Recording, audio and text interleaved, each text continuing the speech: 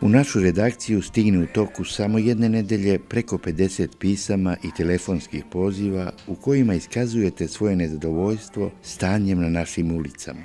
Kažete, radovi kasne, a veći deo tih poslova se ne dovršava do kraja. Odmah da vam kažemo, u pravu ste, ali samo delimično, jer ima dosta objektivnih razloga, ali moramo da obratimo pažnju i na naše ponašanje. Pogledajte, ulica dr. Dragiša Mišović se užurbano radi, ali zbog automobila koji su i pored zabrane parkirani na kolovozu, radovi stoje, jer dostavna vozila ne mogu da priđu i doteraju potreban materijal.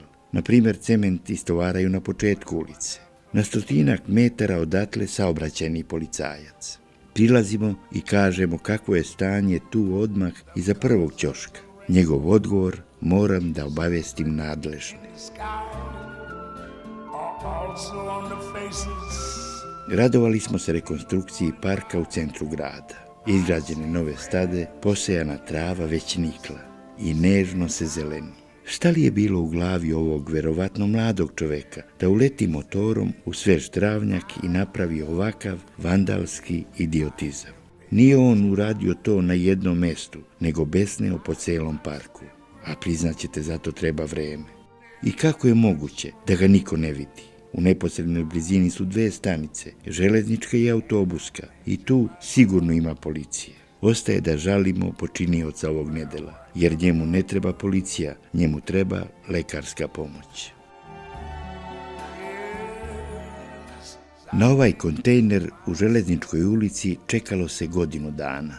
Postavljen prošle nedelje, funkcionisao ravno 2 dana, a onda se automat za podizanje poklopca pokvario. Nisu to učinili dežurni lomioci koji sve novo uništavaju. To je očigledno loš kvalitet izrade koju mi građani skupo plaćamo. Možete li da se setite kako je donedavno izgledala ulica Đorđa Milovanovića? Izrovana, sa izdignutim šahtama i bez trotoara. Sada je stvarno lepa. Kada se srede zelene površine, bit će za primer. Ali valjalo bi da se postavi još neki kontejner, da đubre ne pada na put. I ulica Stevana Prvovenčanog dobija, a bilo je i krajnje vreme, nov trotoar. U bulevaru Oslobođenja, tamo gde izlazi na kružni put, ostavljene gume koje su nekada obeležavale prilaz javnom komunalnom preduzeću Komunalac. Pa ljudi, ruku na srce, trebali su da ih uklone, jer ovako ukorovljene ne služe na čast firmi koja vodi računa o higijenskom izgledu grada. Iza semafora pred direkcijom nekadašnjeg Partizana, na trotaru zaboravljeno ko zna kada stoji neka čuveno vozilo Lada. Vlasnik skinuo tablice i smatra da ga se rešio. Zaboravio da postoji broj šasije i motora, pa je lako utvrditi čiji je. A onda dolaze neprijatnosti i kazne za nedozvoljeno parkiranje. Obzirom kako su efikasne službe, čija je ovo nadležnost, neka se ne uzbuđuje, istrulit će ovde. U Preljini, u samoj varošici, završavaju se radovi na fekalnoj kanalizaciji. Ulice pune vozila i đaka, ali nigde nema pešačkog prelaza. Iz Prislovnice nas pozvao Nikola Ničić, učenik 3. razreda osnovne škole. Odličan đak i veliki ljubitelj životinja i prirode. Vodi nas kod njegovog dede i bake, Radovana i Vere Škipić, da vidimo kako njihova keruša Beta u svoja 4 šteneta doji jedno već podraslo mače. Baka Vera nam kaže, zamislite šta nam je Nikola rekao. Dok ja nisam došao, bili ste puka sirotinja, niste imali ni kučeta ni mačeta. U dvorištu Škipića, koje liči na park, raste već 30 godina, verovali ili ne, sekvoja. Postojbina joj je Amerika i doživi i 4000 godina. Poznato vam je da se svake jeseni u Prislovnici održava sabor šurlaša i u tu čast podignuti u centru sela spomenik. nije prošao bez zamerki. Kažu, frulaš ne diže frulu ka nebu kao trubu, nego miluje pašnjake i njive. Kada uoči prvog srpskog ustanka Mutapi pobegoše od turskog zuluma, sa brda Ljubića u Prislunicu preneše i ovu brvnaru. U svom putopisu kroz Srbiju Felic Kanis je nacrta i opisa.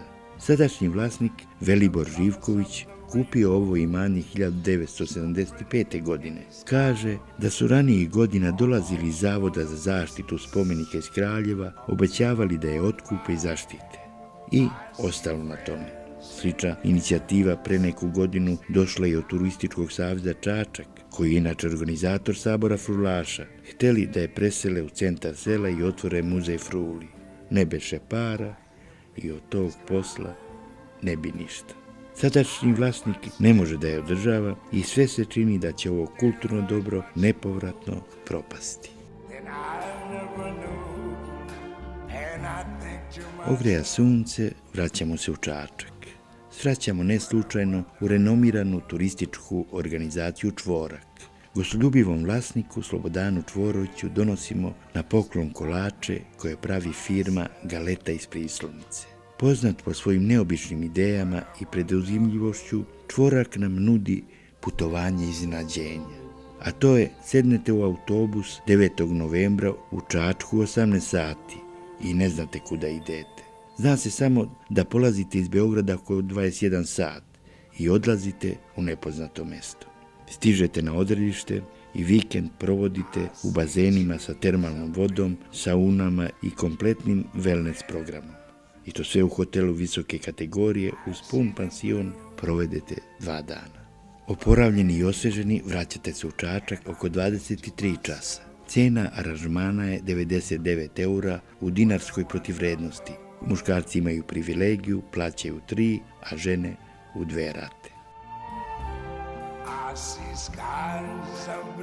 Navikli ste da naši sagovornici u rubrici Poznajete li ovog čoveka budu naši savremenici.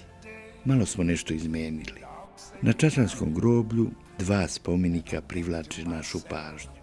Ratnik Žunić Mihajlo, nosilac albanske spomenice, umro 1985. godine u 96. godini, a na spomeniku piše: pobedio 4 carevine, Tursku, Bugarsku, Austrijsku i Nemačku. Na drugom, Reljić Dobrivoje, završio vojnu akademiju u 50. klasi, oficir stare jugoslovenske vojske. Umro u Čikagu 1981. godine. Ostavio amanet: sine, da me spališ i ostatke vratiš pored oca i majke. Neće me zapadna gamad ni mrtvog dirnuti.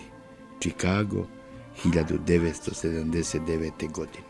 Kada bi ova 2 stara ratnika znali šta danas rade njihovi potomci i koliko je ponižena zemlja Srbija, u grobu bi se okretali. I think to myself, what a wonderful